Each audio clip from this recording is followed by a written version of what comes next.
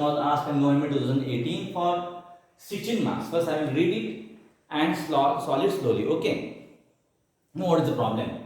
It is the unsymmetrical eye section. Now there is unsymmetry. That means Z top and Z bottom is different now, because in previous problems the section is symmetrical section, so there is no question about the Z top and Z bottom. Okay, but here the section is unsymmetrical. That means Z top and Z bottom term is different. Okay. It is unsymmetrical eye section is used to support the imposed load of 2 kN per meter. Imposed load means live load is given. There is no dead load. That means you have to consider the self-height. Over a span of 8 meter, section details are top flange 300 mm by 60 mm, bottom flange 100 mm by 60 mm, and web is 80 mm by 280 mm. At center of beam, effective pre-stressing force is 100 kN. Effective pre-stressing force is considered as 100 kN. Okay, so there is loss is not mentioned in the question, so do not assume the loss. Directly take the initial pre-stressing force and final pre-stressing force is same. Okay, is located at 50 mm from the soffit of beam. 50 mm from soffit of beam. Okay, soffit is nothing but the bottommost part of the beam. Estimate the stresses at center of the beam for two loading conditions. One is at transfer stage and another is the service stage. Now I want to sketch the beam. Okay. How to sketch the beam? First I will sketch the beam. Okay. So how to sketch? So the top flange is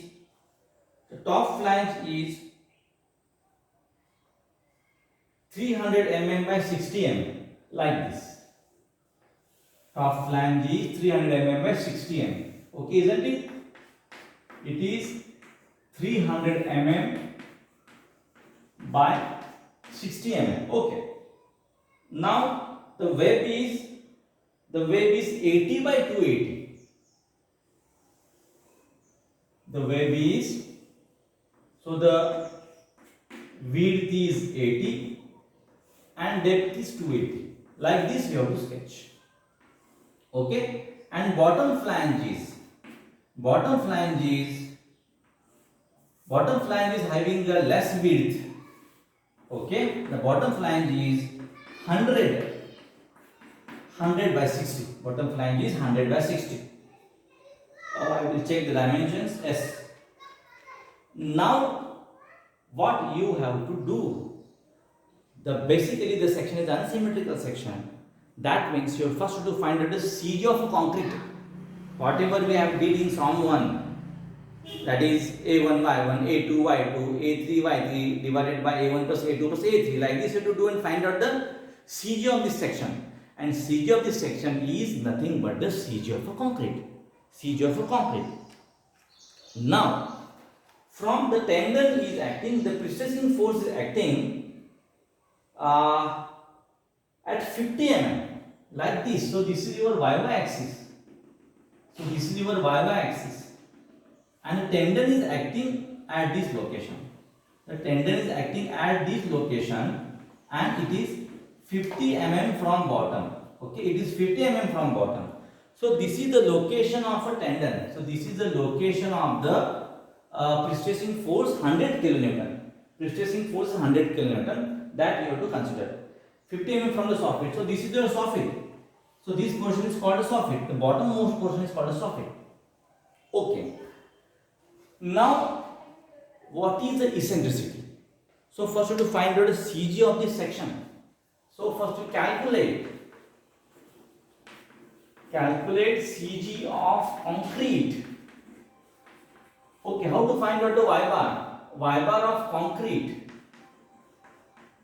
It is A1 Y1 plus A2 Y2 plus A3 Y3 divided by A1 plus A2 plus A3. So like Sum 1 you have to do this. What is A1? A1 is area of this. So this is your 1, this is your 2, this is your 3. So A1 300 into 60 into 30, isn't it? So 300 into 60 into half of this 60 is 30. Second one, 80 into 280, area is 80 into 280, and from the CG of the second figure, the distance up to top is 280 by 2 is 140. Okay, 280 by 2 is 140. So 140 plus 60 is 200, isn't it? 200 plus 100 into 60 into, what is the distance? The distance of CG of this third rectangle, the distance of CG from CG of the third rectangle up to top, the total depth is, so what is the total depth? It is 60, 120. 120 plus 280, it is 400. 400 is the overall depth. So from this 400, if you deduct this 30, you get the distance from CG of this third rectangle up to the top of the beam. So 400 minus 30. And what is the area? The area is 300 into 60 plus 80 into 280 plus 100 into 60. So from this you get the y bar from top. You get the y bar from top, isn't it? You get the y bar from top. Okay, so the value of y bar is 156.03. So value of y bar is 156.03 from top of the beam. So the CG of concrete, from top. So it is y top. Y top is 156.03, isn't it? 156.03. It is 140, 200. That means nearly it is at this location. Okay. So this is your CG of concrete. Okay. Now what is the y bottom? Y bottom is, you have to deduct this value, 400 minus 156.03. So this is 243.97 mm. So this is your y top. What we get from this equation, this is y top, because we take the moment of the areas about top. So this distance is from top. So this is CG of concrete, and this is CG of steel. So this is CG of steel, where the steel is acting. This is the CG of steel. So this distance is nothing but the eccentricity. The CG of concrete and CG of steel, the distance is, how to calculate the distance between the CG of steel and CG of concrete. So this distance is 243.97. So the CG of concrete lies from bottom at distance 243.97 minus the 50, it gives the eccentricity. So what is the eccentricity? So eccentricity E is equal to 243.97 minus 50. So 243.97 minus 50. So this is 193.97 mm. So this is your eccentricity, isn't it? This is your eccentricity. So what we get here? Eccentricity E is 193.97 mm. Okay, so effective precipitating force is 100 kilonewton. The effective precipitating force is 100 kilonewton. Is that it? Now, how to find out the Ixx? So this is the main thing. What you are dealing Psalm 1, same thing you have to do. The Ixx, because Ixx is required. Z is equal to Ixx by y, and Z top is equal to Ixx by y. Z bottom is equal to Ixx by y bottom. So that means you get 2Z now. Z top and Z bottom value is different because the section is unsymmetric section. Why? Because y top is having different value, y bottom is having different value. So you get Z top and Z bottom two terms, isn't it? So first we calculate the Ixx. So moment of inertia with respect to x axis. That is the Ixx to find out. Ixx to find out. How to find out the Ixx? You have to find out the Ixx using your Psalm 1 concept. That is Ixx plus a square, Ixx plus a square, Ixx plus a square using parallel axis theorem. Okay. So first Ixx of this individual figure, it is 1/12 b d cube. Okay. So this is Ixx of your individual figure 1/12 b d cube plus ah square. 300 into 60 is the area. 300 into 60 is the area. And what is the h? H is the distance from CG of this individual figure 1 up to the CG of entire section. So this is your h for first top flange rectangle. How it is calculated? It is 156.03 minus 30. Okay. It is 156.03 minus ah square. So this is the Ixx of first figure. Now to plus Ixx of this individual plus ah square. Okay, so 112 BDQ, width is 80, depth is 280 plus ah square, area is 80 into 280. Now what is the h? H is how it is calculated? The CG of this central rectangle from top is at 200 mm. Okay, because 280 by 2 is 140 plus 60, it is 200. So 200 minus 156.03 is the distance between the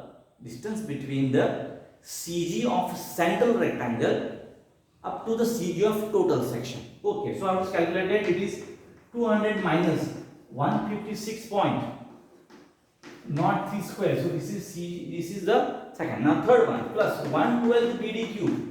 Width is 100, depth is 60 cube. What I am doing?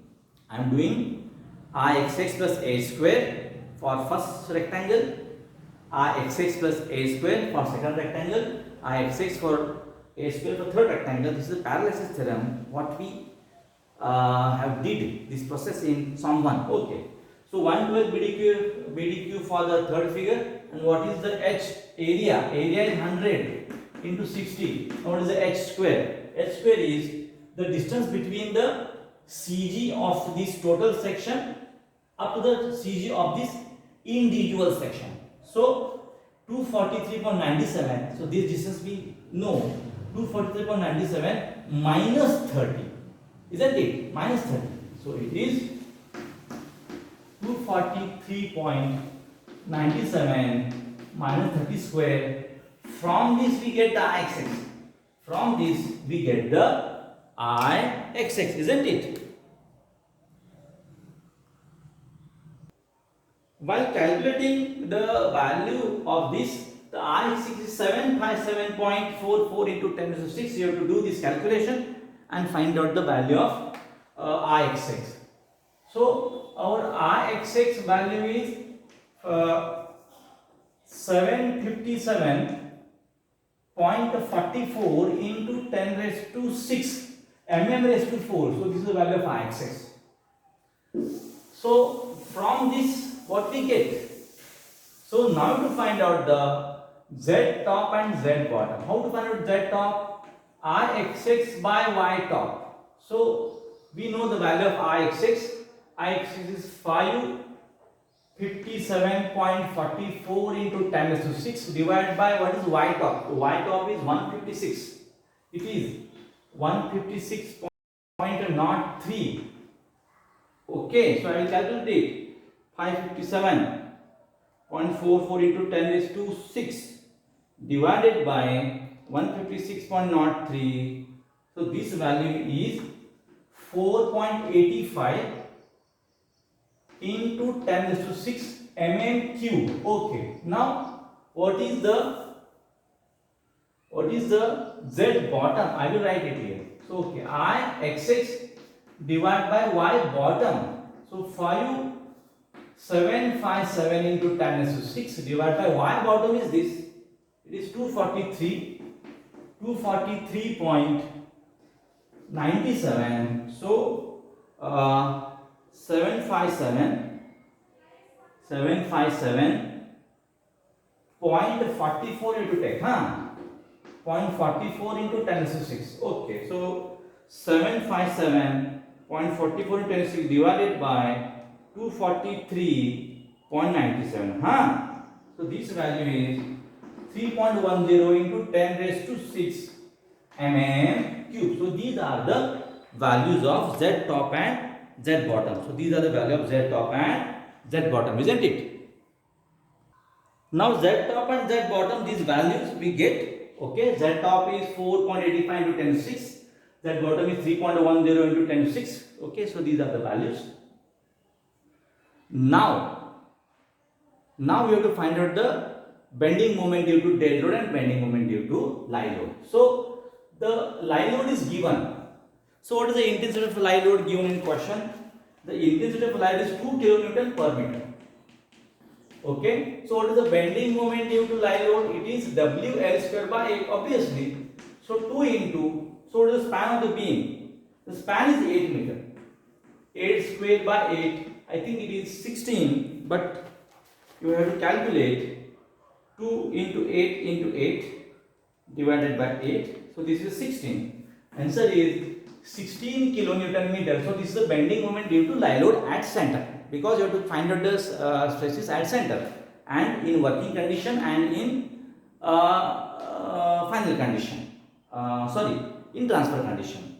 Now the dead load is not given in question, but you have to consider the sulfate of the beam. So what is the sulfate of beam? What is the sulfate of beam? The sulfate of beam means cross section area multiplied by density. Cross section area multiplied by density. So what is the cross section area? The cross section area is 0.3 into 0.6. It is first rectangle. Then 0.280 into 0.8. 0.280 into 0.8 is the central rectangle, and 0.1 into 0.6. So this is the cross section area of the beam in meter square multiplied by density is 24. Multiplied by density is 24. B into D into length into density. So B into D is a rectangular cross section. So but you have to take here I cross section. So first area in meter, add these three, you get the total area. So I will do it 0.3 into I will do it. I want to do one correction. Okay, so you have to do one correction. So you have to convert this value to meter. For that it is 0.06. Okay, it is 0.08. Okay, it is 0.06. So because 60 mm divided by 1000 is 0.06. Okay, so you have to take this 0.3 into 0.06 plus 0.280 into 0.08 plus 0.1 into 0.06 multiplied by 24. So 1.11 kilonewton meter is the sulfate of beam. So what is the bending moment due to dead load now? So it is again W square by 8. So it is 1.11 into 8 square by 8. So value is 1.11 into 8 into 8 by 8. The value is 8.88 kilonewton meter. So these are the bending moment due to dead load and bending moment due to live load values, isn't it? Oh, okay. So what is the bending moment due to live load is 16 kilonewton meter. Bending moment due to dead load is 8.88 kilonewton meter. Just now we have calculated. Okay. Now we need the area of this section for P by A term. Okay. So it is 300 into 60 plus 280 into 80 plus 100 into 60. Okay. Area of this rectangle, add these three things. Okay, so you get the total 300 into 60 plus 280 into 80 plus 100 into 60. So it is 46400 in mm square. So these are the values that you have to consider for calculation of stresses. Now start to calculate the stresses. So these are the values you have to take initially. Okay. So stresses for transfer stage. Okay. Transfer stage, or it is called initial stage. But in this question, the transfer stage is mentioned. So you have to take transfer. What is the top fiber stress? You have to going to calculate the stresses at center. So top fiber stress E by A plus bending moment due to dead load by Z top plus bending moment due to live load by Z top minus P into E by Z top. Now remember that in this question you have to consider the Z top and Z bottom value separately. Okay. So all these things are known to you, but at initial stage of loading, the bending moment due to live load is not considered.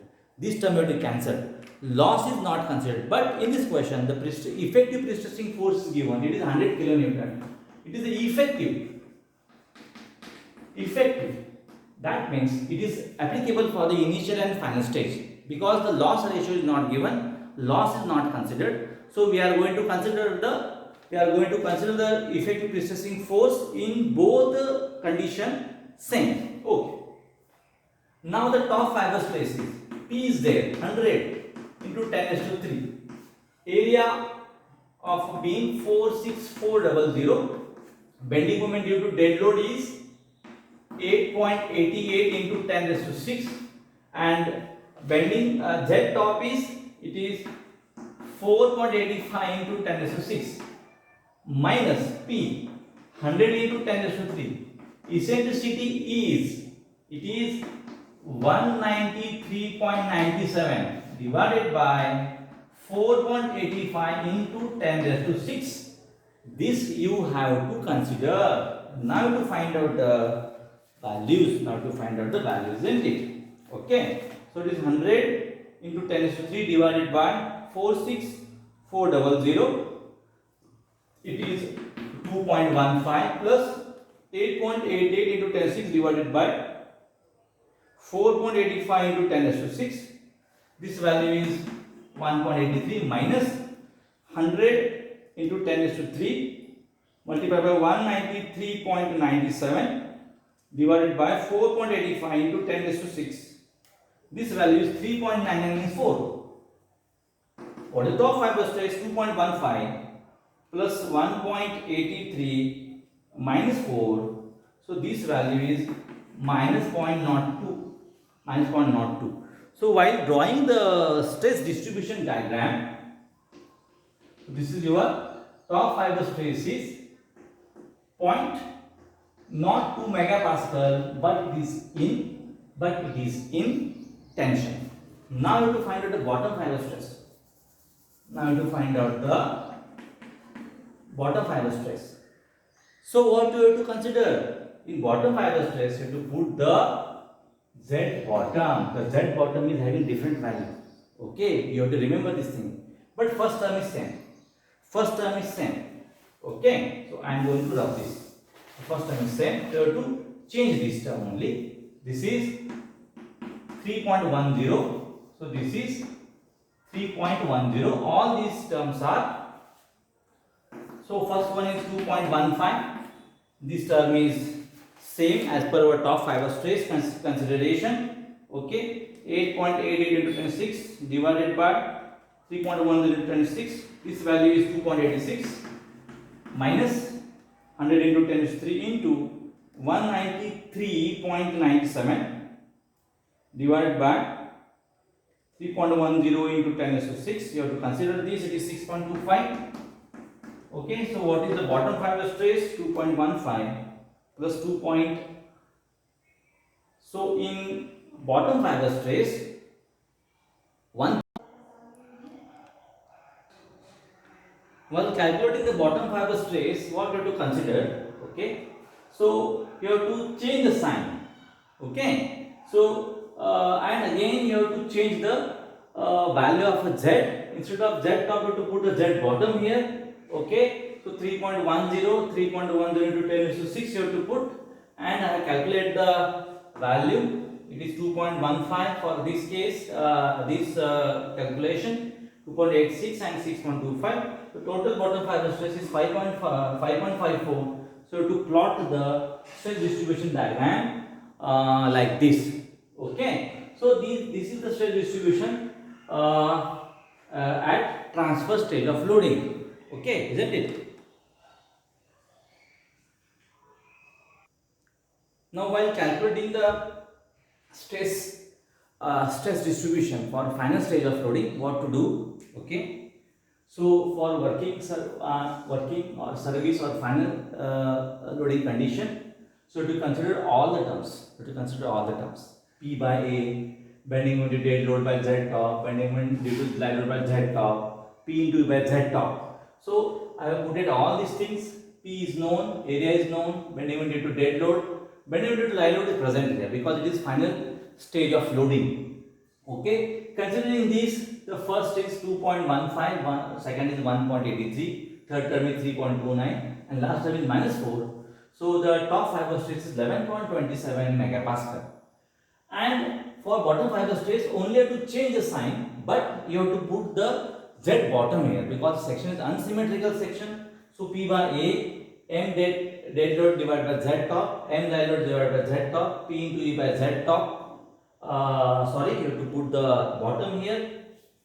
Okay, sorry, you have to change the bottom. Okay, but I was put the bottom Z bottom 3.10 into 26 as per our consideration. 3.10 into 26, this is the value of Z bottom.